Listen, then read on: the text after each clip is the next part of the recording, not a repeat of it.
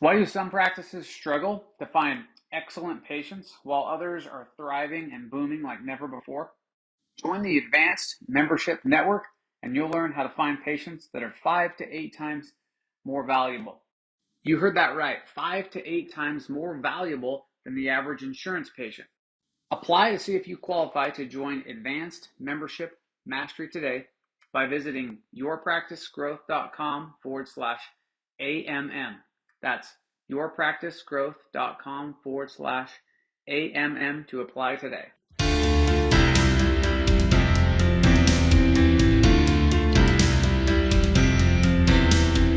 All right, welcome to another episode of the Practice X Factor. We appreciate you joining us again today to bring you more tips, tools, and strategies to grow the membership in your practice. And today, I'm honored to have Justin Miller on the podcast.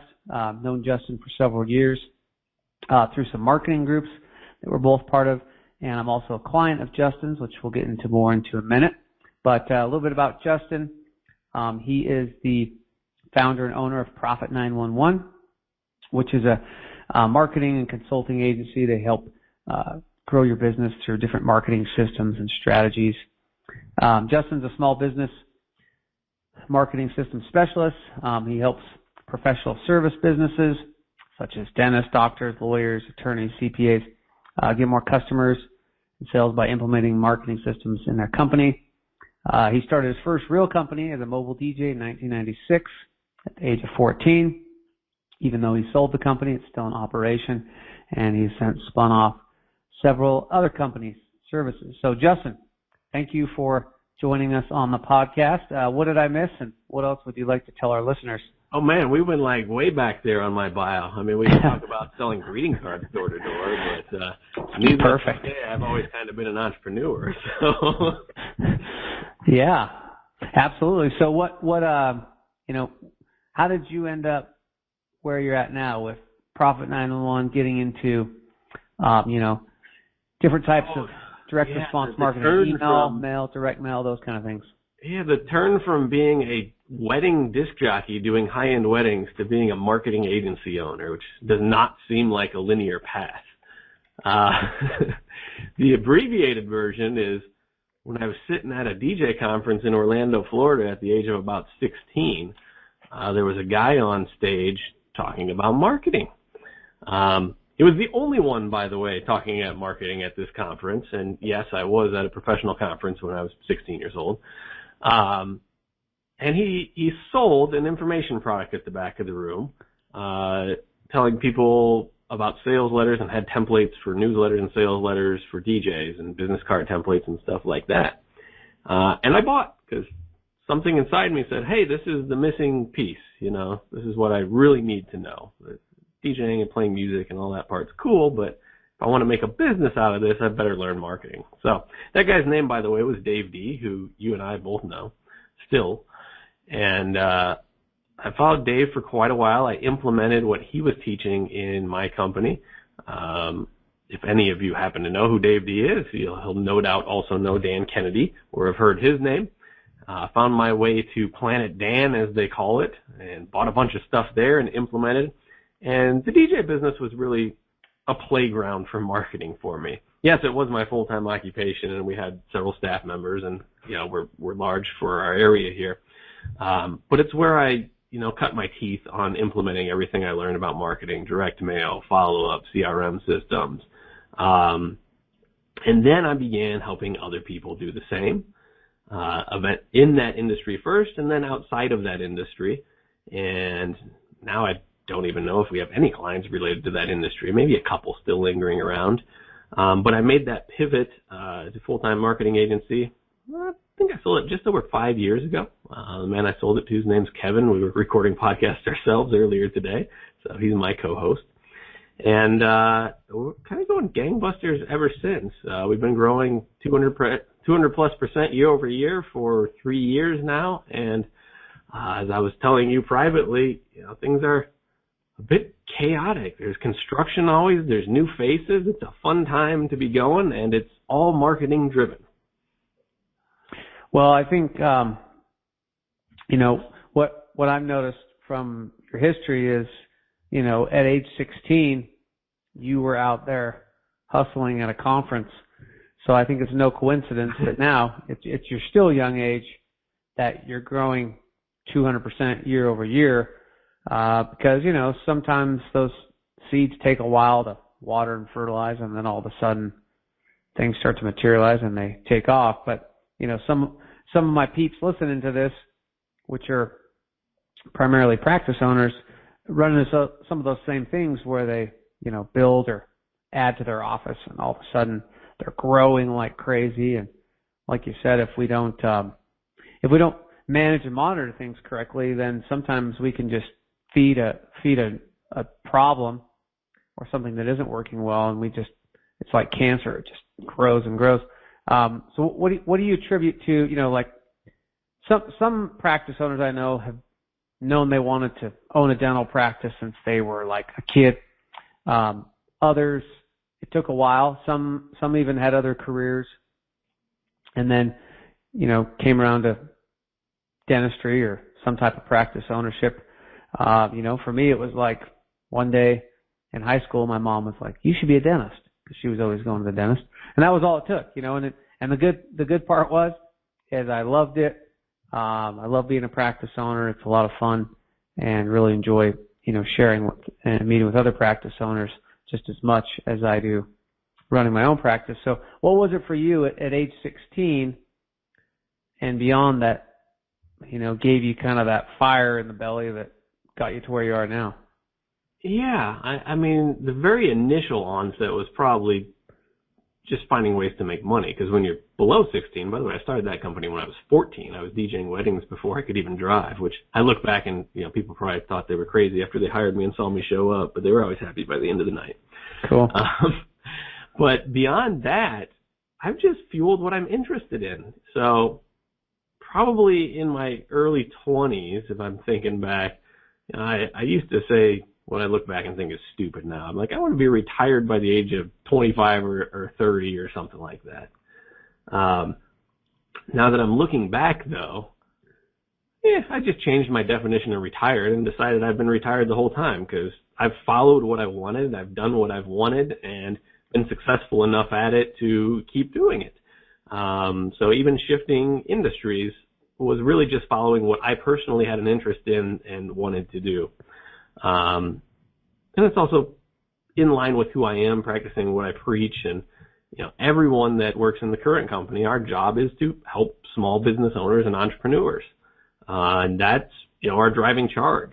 Now, we do it with marketing, but the bottom line is, everyone here is indoctrinated. We try and catch them first when we see their resumes and stuff, but when they come in the door the first couple of days, all we talk about is how small business owners are important to this country and need help. And once you're successful, you're demonized a bit. And that's why we exist, is to celebrate small business and help it succeed. And we're doing it because I like to do it. Well, that's great. And I think, like you said, if it's not fun, you're not enjoying it, it's time to change things up. For me, it's like the cool thing about dentistry and being a practice owner is you can kind of reinvent yourself every few years. You could change your mix of services. You could bring on another doctor. You could cut back if you wanted. You could, branch out into other things. Might be having a dental assisting school or bringing specialists or other kind of providers in your office.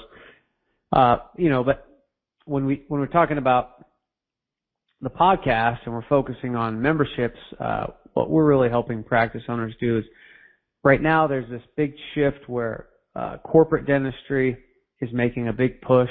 And even though by and far private practices still make up the majority of offices by a long shot, there is some propaganda from some of these corporations where they're trying to make the entrepreneurial individual-owned practices feel like they're not going to be able to make it. And part of that is pressure that comes from insurance. Right now we're fighting inflation. Every business is fighting inflation and rising costs of payroll. And yet insurance companies continue to pay less and less each year, make it harder to get a payout.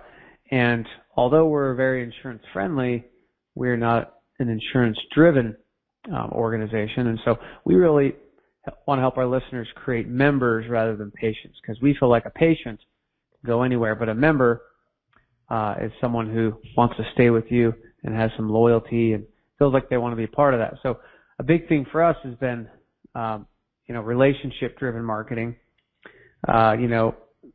Every practice around me sends out a postcard or puts something out that says, we love new patients, and shows the doctor and talks the doctor's bio, and there's an offer for a $39 checkup and cleaning or whatever, something like that. And it's so vanilla, same old same, that, if you do that kind of marketing, I've found, because in the beginning I thought that worked because I saw everybody else doing it and thought, this must be what I'm supposed to do.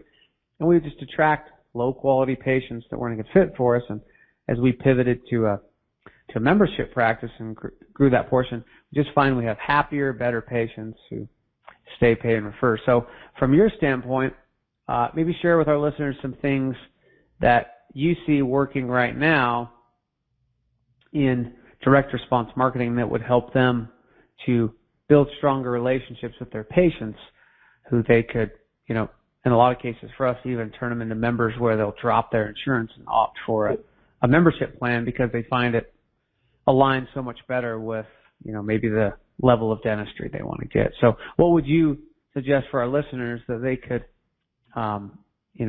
spend time on and really develop to build a strong relationship with their patients, where it's not just like, hey, we need some money, we're going to send you an offer to come in and get some implants done, but it's really aligned with what you're bonding as people, not as patient doctor. Yeah, I mean, some of this is between the lines already. Let's start at the strategy level, though, up high. So, and yes, your industry in particular is inextricably tied to politics. So that is fine, and you're specifically asking questions to me about how to mitigate the risk of that. So good thought process to start with. But I want to take a trip back here a couple of years now to when your industry just got shut down by COVID. I'm in the agency business, and kind of a similar thing happened, not directly, but indirectly. And the first thing that we did, so you asked how we build relationships. I'm going to tell you how we keep them first. First thing we did is we had to look internally at current clients, in your case, patients and members. Everyone always asks me, how do I get more members? You didn't. Yours was worded a little differently, so kudos. But it's always usually about, how do I get new, better, and more? And that is the last of three things we look at. The very first thing we always look at is cementing existing relationships. So, example, COVID shuts down, can't do patient care except emergencies. Revenue's decimated. Are we desperately thinking of how we're going to pay our bills, and that's taking up all our mind share? Or are we thinking, okay, there's kind of a reset going on now. How do I cement these relationships to where when I can be of service, I am of service again? So there was great opportunity in the shutdown. Obviously, hardship as well, but a great reset across the board in many industries, including yours and I. I had a competitor that, in his story, kind of brags that once COVID happens, he lost 85% of his recurring revenue overnight. Wow. And it's a direct competitor, similar service offerings. By contrast, our agency lost maybe 2 clients, and continued to grow. So we grew at that 200% year over year during all this. And that kind of comes down to the value you're providing for your member, and the relationship you have with them. So if you're a nameless, faceless provider of dental services, could be COVID, could be something else, could be a new competitor, but you're hosed as far as getting loyalty or getting people to drop from insurance to direct pay members. So always focus first. Now, a couple tactics, because I know you want tactics. And you may have talked about this in previous episodes, but the very first one I would always implement or improve would be a print member newsletter. I'm assuming you have talked about it, Tyler, correct? Yeah, we have. But I'd love to. I'd love to hear what you have to say, because I think so many of us fall into the trap of going, well, everybody wants everything texted or emailed to them, and maybe that's true for an appointment confirmation or for something we need quick. But tell our listeners why a print newsletter is so valuable right now. Yeah, and by the way, this is coming from a digital marketing guy. So when I started my agency, the first 3 years, all we did was digital. Now, print has exceeded our digital side, and not necessarily because we just pushed it harder. The bottom line is we got better results for our clients on it. So the print newsletter. Every month, without fail, something should physically go in the mail, and monthly is critical. I can tell you we've had many clients, as they're revising in their marketing budgets, try and drop to every other month or quarterly, and one of two things happens after they do that. Either, number one, they do it for maybe 2 issues and then just drop the initiative completely because it stopped working. Or number 2, they see a bad trend and they reverse course and start going monthly again. Because if we're trying to build real connections, I mean, if you think of your top 10, 15 acquaintances and kind of go through your cell phone, maybe your text messages, and get further, like past your immediate family, and start looking at the next tier, which if we could live in that as a provider of service, that would be like an amazing tier to be at. Your communication frequency is going to be at least monthly. Otherwise, you have a very superficial relationship with that person, and any trial of that relationship is going to destroy it. This happens to be a monetary relationship with a member, but same thing applies in personal relationships. You need to put continual effort, and since you can't one-on-one text people personally, obviously we have technology to replicate it, but personally do it, this is a good way to do it. Now, the newsletter itself, I won't give you the whole formula for a newsletter, but I can tell you the most important thing to put in there and how to make this ineffective if you don't. The very most important thing in the newsletter is 1, 2, 3, 4 paragraphs, length doesn't matter, about a person inside the organization, preferably the founder, the figurehead, whoever they're seeing. Now, strategically, you might choose someone else or a mascot or something, but we want a human being, preferably, that people can get to know on a personal level. So, Tyler, you receive my newsletter. The front of it, half the page usually, is something personal going on in my life. It might mix and skew professional a little bit, but I try my best to make that personal, so you'll hear things about my kids, maybe a vacation. I wrote about a car crash in there earlier this year. Some human story. So not about dental services, not about marketing agency services, something about you. And I cannot stress enough that everything else doesn't matter if this isn't in the newsletter. If it's not in there, it's an advertising piece. It's going to get thrown away even quicker. And yes, they all do get thrown away either way. That's okay from a marketing standpoint. Now, media. So there was kind of a second question buried in your question. So why not text? Why not email? First off, you should be doing those things. Believe your word was, if the patient prefers that method.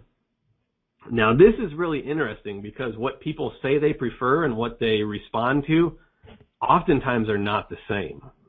I had this argument, lively discussion, something like that, with the local, I think this was the Convention and Visitors Bureau. When we had the entertainment company, that was one of our advertising avenues, was to place inserts into their monthly newsletter of sorts, newspaper, or whatever it was. So they did a survey in their infinite wisdom of all their members. And they said, how do you prefer to receive your news or whatever, email, phone, And the response to the survey was email. So they eventually rolled out, okay, we're going to discontinue the printed portion, and we're going to do only email because that's what the members are demanding. Now, we were a paying advertiser, so my metrics are a little bit different. I need people to actually read and respond. And this was one of our number one lead generations for corporate parties as the target we were going after. And overnight, when they switched from mail to email, we went from it being one of our number one lead sources to providing 0 leads whatsoever. Same message, different media, same audience. So you got to be a little careful with A, what people say they want, and B, what your own personal preference may be when it comes to actual direct response tactic. Sometimes we have to ignore them in favor of proof. Makes sense. So essentially, what people, what we found sometimes is, like, because we ask on our patient intake forms, how do you be preferred to contact? And that can be such a general question too, because as we were talking about before the call, I probably want to get my appointment reminders by text, but if you're sending me some instructions to read about a procedure I'm having done or a newsletter, I would rather read it in print. And, so it's almost like you have to split those up and specify. And I love your example of the newsletter. I mean, I had a patient come in just a couple weeks ago, and she was just laughing about the little joke or the comic we put on the back of our newsletter, which Justin prints for us, by the way, for those listening. If you are doing a newsletter and you're doing it yourself, you're probably wasting your time because the cost for you to do it and the time you're paying someone and the money you think you're saving probably isn't true. Ask me how I know, because I've tried it. I've half tried it. I don't think we've ever mailed out a newsletter on our own because it was like we got a little bit into it and we're like, well, how are we going to do that? But Justin has things like, cost advantages on postage and everything like that. That's just harder to get by yourself. And if I'm not mistaken, postage is usually your biggest cost on a newsletter. Is that correct? Yeah. There's only a few costs on a newsletter. There's postage, there's print, and there's content, right? Yeah. Postage. The USPS makes more money than we do off the newsletters. That's for sure. Right. Yeah.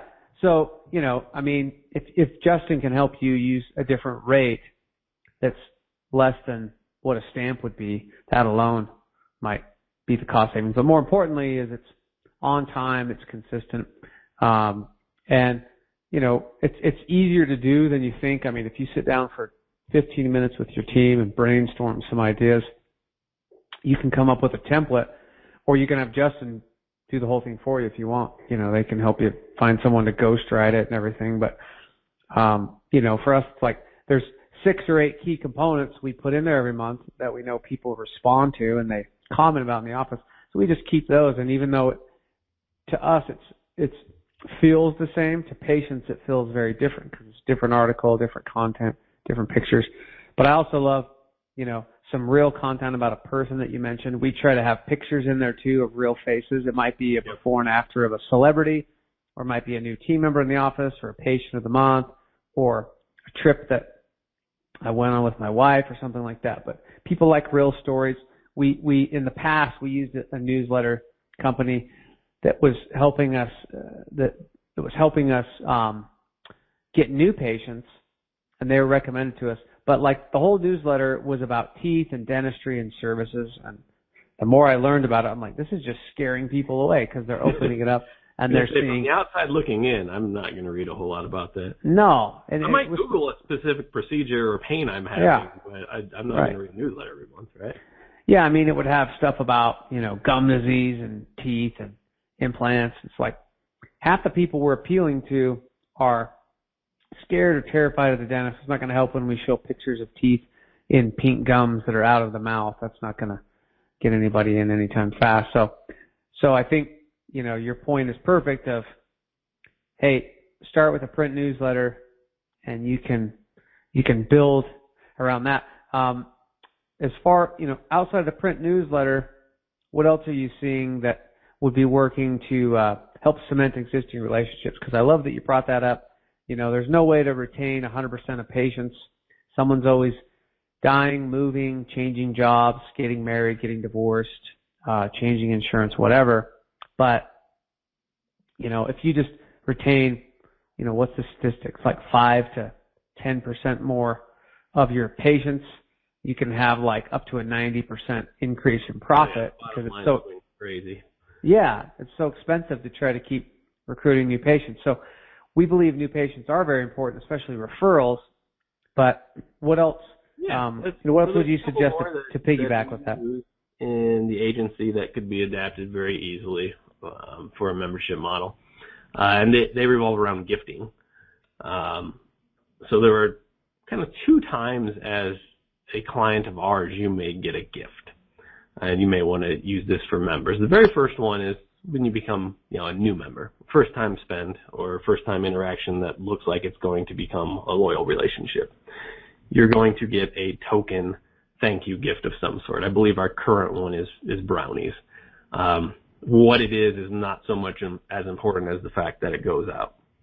Now, I've implemented this in dozens of other companies now. The timing can be swayed a little bit depending upon what service you're providing. So, example, event services company, the gift came 3 weeks after you signed a contract with us. Now, you wouldn't actually consume our services for a year or 2 later, but we knew that buyer's remorse was kind of right in that 3-week window. In the current agency, say you're going to be mailing with us, you're going to be a newsletter client. You would get your gift basically as soon as we had a card on file for future charges. So it'd be a little bit of work to get your first newsletter mailed. So I go ahead and front load the gift before you even got anything out the door, before you exchanged money with us. It just sets the tone wonderfully. And then, of course, if someone refers, we have a different gift that goes to the person that referred them. So that a new acquisition type of gift is one. And then the second one is a lot less marketing driven, but this is what appears to be just random gifting. In our case, it is annual. And if you do it annually at the same time of year, your members are going to catch on, so you can't stop doing it. And the trick with the gifting is this one has to be a legitimate gift, meaning we're not throwing an advertisement in with it. It's a sincere thank you. Now, I will say it's skewed. Those that spend more get better gifts. It's not even. The top tier gets something great. The next tier gets something just token. So you may or may not have received one. I won't tell you which was which, Tyler. Good. Give me something to look forward to. You would have had it by now. Yeah. No, I did. I actually got a really cool gift from you guys just recently. There you go. But, those go out, and we spend a good amount of money on them as a percentage of revenue. And it really is a sincere, solid thank you, and it makes a heck of a difference. Now, you can't send them with the intent that everyone's going to thank you and refer people. You have to be okay with those being a one-way street, knowing that overall the good's going to come back. So it's not, by strict direct response definition, this is not a marketing piece. But in my world, this is absolutely a critical marketing piece. Because, again, chasing new members, new clients, very expensive game. Kind of put our money where our mouth is to continue to gift. And when I say gift, by the way, usually it's logo items, some low value, some high value. Maybe the highest tier clients, the gift box cost us $100, $150 out the door. Lower tier clients, maybe $20. But something that they can use, enjoy, and it's not a blatant advertisement. Yeah, I mean, the one I got, just to share, Justin sent not long ago, is this cool box, had all kinds of stuff in there, and then I pull out this awesome Yeti tumbler that I'm looking at that Yeti going, you were the A tier. Yeah, okay, perfect, good. I did something right then, But I'm looking at that Yeti going, hey, this Yeti's probably no less than $60 or more because it's custom printed and everything else like that. But, my wife's been all into the Stanley mugs, which are those awesome vacuum sealed tumblers. So we have a few of those. And we really like the Yetis too. So when I got it, I was like, hey, this is pretty cool. And I have a new toy to brag about, to my wife or friends or whatever. But the point is, you could have easily said, well, it's not worth sending this newsletter. It's not worth sending this Yeti. That's going to cost me $80 or $100 or $200, whatever. But I mean, you're obviously, this is your wheelhouse, but you understand the value of cementing the relationship, as you called it. And for a practice owner, for us, membership patients spend on average 5 to 8 times more than non-membership patients. So this is someone who's often spending thousands, sometimes even tens of thousands of dollars if they're getting major treatment done or when they're bringing in their families. We have a couple families who are, like the amount they've spent is so much, and they get these small gifts from us, and they're just like, wow, this is amazing. No dentist ever did this for me. Thanks so much. We could easily just send an email that says happy birthday. I have a dentist I went and saw a couple years ago just to have something done because for some reason I couldn't do it myself. And I was between associates at the time. So I still get these emails, these dumb emails from them once in a while that says, hey, $50 off a crown this week. And I'm thinking, well, yeah, let's go out and get some more of those. Yeah, exactly. I'm like, well, and plus I don't have a treatment plan with a crown, so it's a crummy list. I'm like, maybe if they sent that to the list of people who they had diagnosed crowns on that didn't get them done, that might make sense, but they're just shotgunning this out. So if I don't need one, I'm like, well, I'm just going to wait. If I do need one, I'm just going to wait till they send me one of those and then go get it. And it's just funny to me. I swear I keep unsubscribing and spamming it, but for some reason it keeps showing up in my email. Yeah. I guess one of the things, it has to be genuine first off. Emails get buried. Emails are important, so I'm not going to talk about them a ton. They still are a critical part. Yeah, for sure. But if you over-rely on that media, you're in trouble at this point. Our gifting budget for the company as a whole is between 1% and 2% of revenue, which is going to make some people's jaw drop. So you gift what you're comfortable with, but we do practice what we preach around here. Well, and because we do a similar thing, and we really look at that as, we call it referral marketing, because like you said, it doesn't mean they're always going to run out and tell their friends, but if all of a sudden someone has an apron that says Profit 911 on it, and they're out barbecuing with their friends, they're like, where'd you get that cool apron, right? Or whatever it is, then it opens up that conversation, and it's always about, how do I talk to people? How do I become the conversation at dinner? Because as much as dentists, we'd like to think that, people just love their teeth so much that all they do is talk about us when they leave. They generally only do that if they had a bad experience. If they had a great experience, they will talk about it. But for most of the time, it's just a mediocre experience, so they don't say a lot. So you want to be able to get into that kitchen table conversation or that, weekend dinner with friends conversation. And as you shared, those are just some ways that people can do that. What do you see, like maybe you could share some more of what we were just talking about, but when you're gifting or when you're when you're kind of targeting a certain list, what's kind of your criteria for who you would gift? And when you mentioned, if someone becomes a new member, they're getting a gift, and then the what appears to be random, but it's more of an annual gift. We've done one for a few years where we have a postcard that gets mailed out on their birthday, and it's automated, and it's for a free birthday polish. And so it's not a physical thing, but the card's kind of funny, and it was something that was easy for us to implement that stood out. And a birthday polish is essentially a abbreviated version of a checkup cleaning, but it's just to get your teeth a little brighter and remove some stains for your birthday pictures. And the interesting thing is most people, when they get that, when they come in, they're going to be asking about, hey, how much is full teeth whitening? Hey, I probably should get that implant started we were talking about. Oh, I noticed that you haven't had your full cleaning while you're here. Why don't we take care of that? And just all the things that leads into. So what would you suggest for practice owners that maybe they don't know much about what list segmentation is or how to do that? What are some areas they could look at to kind of break this down and decide, okay, who and what and when? Yeah, I mean, the first thing is the most cold-hearted thing. You go to historical spend. Right. How much has this patient spent? And honestly, that is the first division of ours here for gifting is A versus B.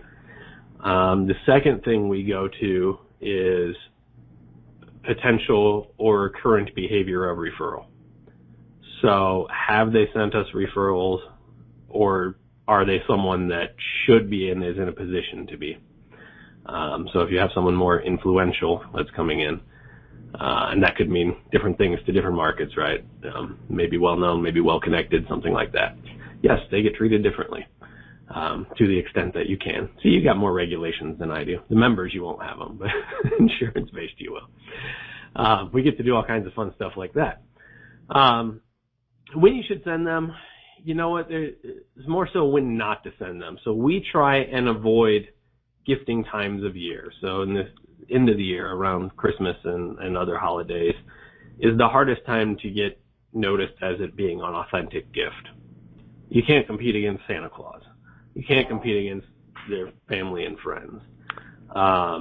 So we avoid that. Second thing is, we don't want to give anything and like tag an advertisement in it.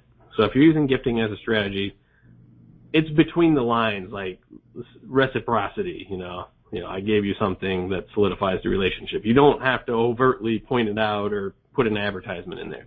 If you do, the example I like to give is, consider you received a birthday card from a relative and in there was, a coupon, it screws up the gift.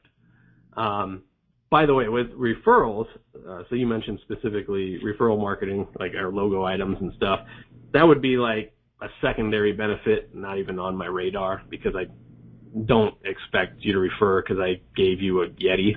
I'm trying to solidify my relationship with you and maintain you as long as possible. That more than offsets any cost. So that's what I'm going for. I'm just trying to cement solid relationships of profitable clients. Now, if they're not as profitable or they're a pain in the ass and you prefer they not be a member, then don't send them this stuff. But yeah, that's it. So avoid busy times of year. Send them something that actually is worthwhile with no strings attached. And if possible, avoid any sort of blatant advertisement with it. The advertisement's already there. That's like a restaurant sending free meal on your birthday, right? Yours was, free polish. That's great. And I can come in, I can have my free meal, but you know what? Chances of me going out alone on my birthday are pretty much nothing, so there's paying customers coming with. In your case, free polish, great idea. Chances of them just coming in to get a polish, probably not too many do, I would think. They can, but like you said, you're behind on a recall appointment or whatever it may be. Yeah, and even if they do, just get that, like you said, it cements the relationship. The one other one I would add, too, really applies to any business, but practice owners is cleaning up your list, because all of us get bad patients from time to time. You mentioned, there's some people who are just a pain, and you don't want to send them that gift.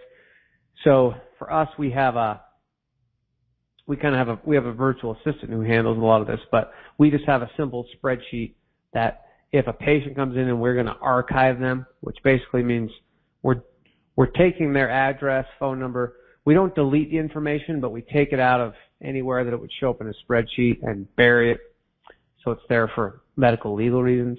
But we want to turn off the communication with that, because if not, they'll end up like in our bi-monthly emails that might sound very inviting and like we want to build a relationship with them. And then those people, they're just chronic problems in the practice. They take away from building relationships with your great patients and members. And so I would completely agree with what you're saying. Avoiding holidays, there's just too much noise there. Don't make everything an advertisement, and then clean up that list. So, aside real quick, because you'll find it amusing on cleaning up the list. So we have two techniques here for that as well. So we have a blacklist in our CRM system. So again, just like you, we don't delete them. We need the data. But if they have this blacklist tag applied, they get pulled out of all the marketing basically. The other is much more entertaining and tangible. So in the basement of our building, where there's pretty much storage and ping pong table and some stuff like that, we have the client graveyard where people go to die. And there's some Halloween decorations with a tombstone, and there's some partial print projects that people stopped midstream. And you don't want to end up in the graveyard. But if you are a problem to our staff enough to end up down there, this makes them feel a lot better to physically go place you down there. And they know that as an employee, we have their back. Wow. Very cool. Well, and that's a good thing, too, is we had a problem patient a week or so ago complaining about some things, and they weren't warranted, and he was kind of taking it out on one of my new assistants. And with her present, I said, hey, she wasn't here. She had nothing to do with it. It's not fair for her to be involved and have this taken out on it. She was almost apologetic, my assistant, but then after she was very thankful. And I think it just sends the right message to the team that's like, hey, we're not just going to put up with anybody. We don't need just any patient. We want the good patients that make you feel good about what you've done and are appreciative. And, this isn't a bad patient by any means. I think he was just having a bad day, but just set the standard of, hey, we don't tolerate that here. We didn't put him in a graveyard, like your projects, but I think that something to look forward to is starting. The analogy is great. Make sure it's hidden, Right. Exactly. Yeah. Well, hey, this is just Zoom by. I've got like a page of notes, Justin. So thanks so much for being here. Just wanted to wrap this up. We have 3 questions for our finish line here today.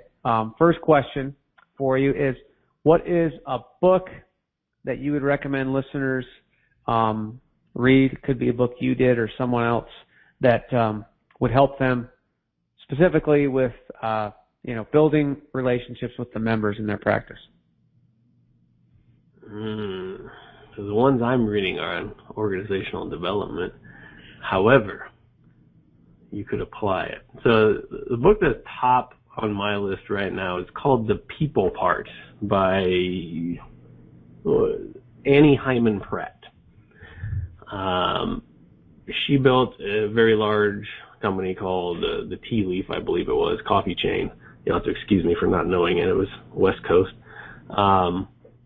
And this book talks about dealing with the employees within the business and the growth that comes along with it. So it's all about relational management, which is exactly what you're doing with your members. It's a different relationship because members are paying you, but at the bottom line, lessons in it are just as important because anyone that's hiring right now also knows that the paycheck isn't what it's all about anymore. The economy has shifted, the employment market has shifted. So the relationships and the dynamics are really what matter. And this is going to be the same with your members. So it's going to talk about how to approach situations, communication, negative and positive. And I think you could probably adapt that to referral structure and growing your patient base. If not, though, you're definitely going to get value for your own internal team. Very cool. Love it. What's one thing, if you were to start your business all over today, that Justin, we know today, knows that you wish you would have known when you were 14 or 16, what would that be? This one is a bit of awareness around you don't know what you don't know. In my world, it usually comes to dollar amounts and value and things like that. So we had a discussion. You've been to these events, Tyler. So I had a discussion in the office around here with someone who essentially downsold a client that wasn't asking to be downsold because they're just not used to the dollars that were exchanging hands. And I was telling them about when I used to go to conferences a long time ago and basically spent all my money to go to the conference. Like there wasn't like a bank account beyond that sitting around. And then I sit in the room and people are selling product from stage. And a lot of the audience jumps up and goes to the back and spends $2,000 to $10,000 buying something from a person they just met 45 minutes ago on stage. Now, I'm not saying this is a good idea, by the way.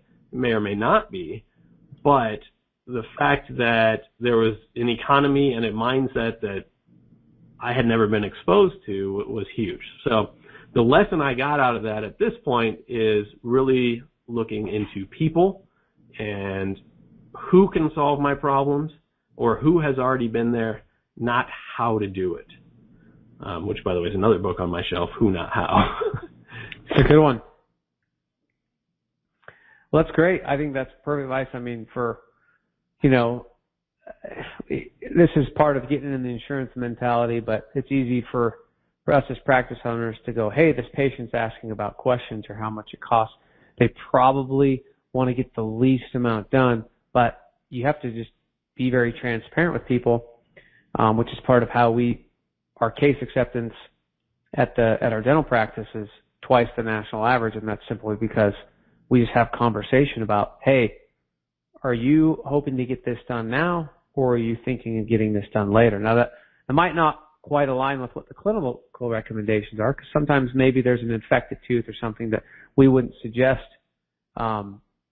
not suggest doing later, but it lets us know what that person's thinking, because like you said, a lot of times they're like, no, I'm ready to get all this done now, and we cut our legs out from underneath us and we totally shortchange all the hard work we put into marketing when we go, well, we assume she probably doesn't want to do that, so we're not going to ask her.